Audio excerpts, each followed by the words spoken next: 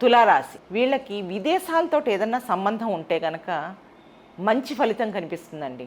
అంటే వ్యాపార సంబంధాలు ఏమన్నా ఉంటే చక్కటి లాభాలు చూస్తారు వీళ్ళు. కాకపోతే కనుక కొద్దిగా ఆ శ్రద్ధ పెట్టవలసిన అవసరం వస్తుంది, కానీ చక్కటి సమయం ఇది. ఎటువంటి విదేశీ కాంటాక్ట్స్ కన్నా కూడాను.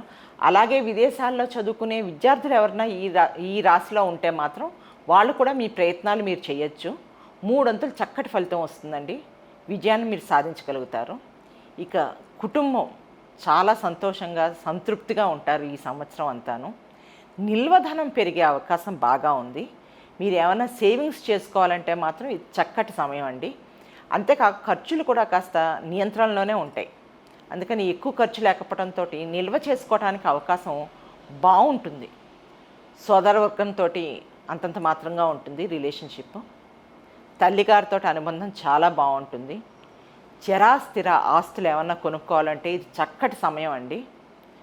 మీకు అంటే తక్కువ శ్రమకు ఎక్కువ ఫలితం అన్నట్టుగాను మీరు అనుకోగానే ఆ పనిని సాధించగలుగుతారు. ఏ ఆస్తి కొనుక్కోవాలనుకున్నా కూడా ఒక ప్లాన్ వేసుకుంటే ఆ ప్లాన్ ప్రకారంగా మీరు ఆ పనిని చేసుకోగలుగుతారు.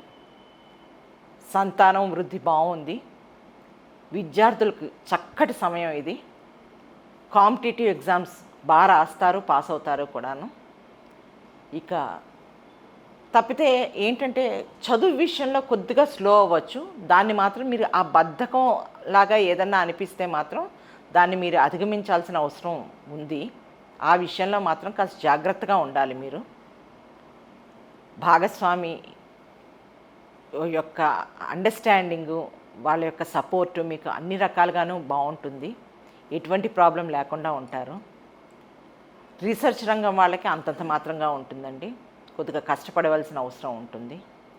పై చదువులు చదివే విద్యార్థులకి సమయం అనుకూలంగా ఉంది, చాలా బాగుందని చెప్పచ్చు. వాళ్ళకి అన్ని రకాలుగాను కూడా కలిసి వస్తుంది. ముందడుగు వేయగలుగుతారు. తీర్థయాత్రలు ఇక దైవ దర్శనాలు బాగానే ఉంటాయి. లాభాలు బాగుంటాయి. ఈ చిన్న చిన్న నెగిటివ్ పాయింట్స్ కూడా మనం అధిగమించాలి అంటే కనుక ఏం చేయాలి అంటే ఈ రాశి వాళ్ళు లక్ష్మీ ఆరాధన చేసుకోవాలండి. లక్ష్మీదేవి ఆరాధన కనుక మీరు చేసుకుంటే అన్ని రకాలుగాను కూడా మీకు కలిసి వస్తుంది. ఈ సంవత్సరం ఎటువంటి అడ్డంకులు లేకుండా ముందుకెళ్ళగలుగుతారు.